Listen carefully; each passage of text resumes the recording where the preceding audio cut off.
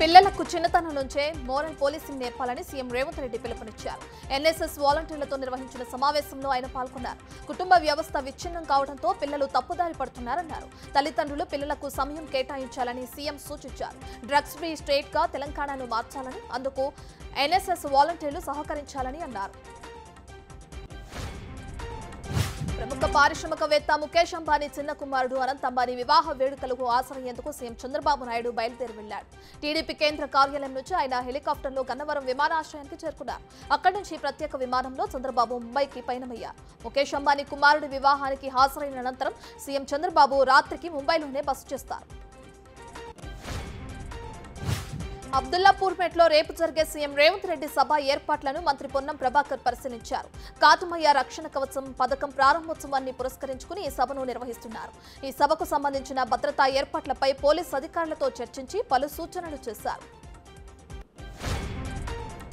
ఇచ్చిన ప్రతి హామీని అమలు చేస్తామని మంత్రి నిమ్మల రామానాయుడు హామీ ఇచ్చారు. తల్లికి వందనం గురించి మాట్లాడే అర్హత వైసీపీ నేతలకు లేదని ఫైర్ అయ్యారు. కూటమి ప్రభుత్వం ఏర్పడి నెల రోజులు కూడా కాలేదని, కానీ అప్పుడే ప్రతి విషయంపై విమర్శలు చేయడం తగదన్నారు. ప్రభుత్వంపై అసత్య ప్రచారం చేయడం వైసీపీకి అలవాటైందని, తల్లికి వందనం పథకానికి మంగళం పాడారని తప్పుడు ప్రచారం చేస్తున్నారన్నారు.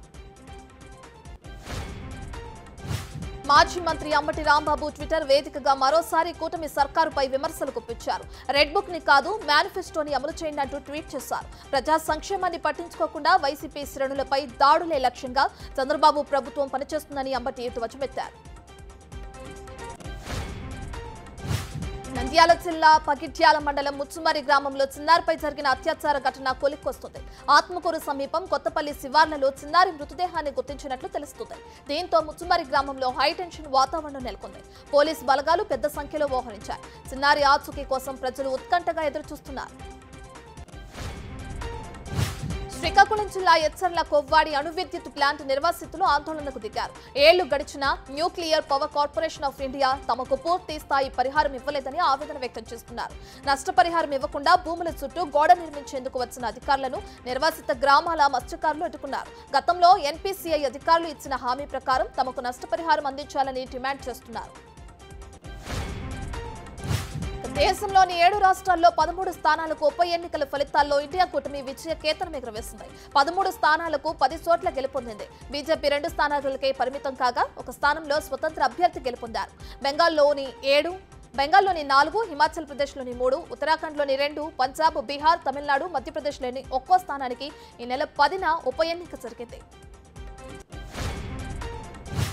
కర్ణాటకలోని చిక్కమగళూరులో పర్యాటకులకు పోలీసులు షాక్ ఇచ్చారు. రాష్ట్రంలో విస్తారంగా వర్షాలు కురుస్తుండటంతో జలపాతాల వద్దకు వెళ్లేందుకు నిషేధం విధించారు. నిబంధనలు ఉల్లంఘించిన పలువురు యువకులకు చార్మాడి ఘాట్లోని ఆలేకన్ జలపాతం వద్దకు తీసుకువెళ్లారు. ఈ క్రమంలోనే వారిని గమనించిన పోలీసులు యువకుల బట్టలను తీసుకెళ్లారు. మరోసారి నిబంధనలకు వ్యతిరేకంగా పనులు చేయొద్దని హితబోధ చేసినట్లు సమాచారం అందుతుంది. నందమూరి బాలకృష్ణ సినిమా ఇండస్ట్రీలోకి అడుగుపెట్టి 50 సంవత్సరాలు పూర్తి చేసుకున్నారు. ఎన్టీఆర్ నట వారసుడిగా సినిమాల్లోకి వచ్చిన బాలకృష్ణ పౌరాణిక, సాంఘిక, జానపద, చారిత్రక చిత్రాల్లో నటించి గుర్తింపు తెచ్చుకున్నారు.